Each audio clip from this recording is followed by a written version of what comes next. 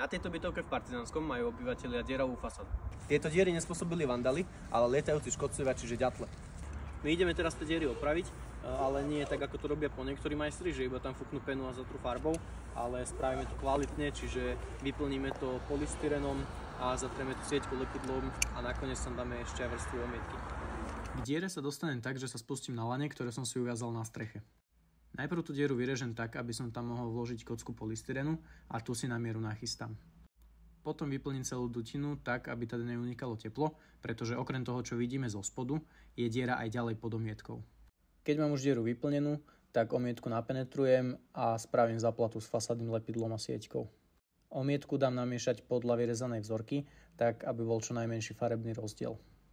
Ak tiež potrebuješ pomoc na tvojej bytovke s takýmito dierami, tak napíš do komentára slovo diera a ja ti pošlem správu, alebo mi môžeš zavolať na moje číslo a dohodneme sa.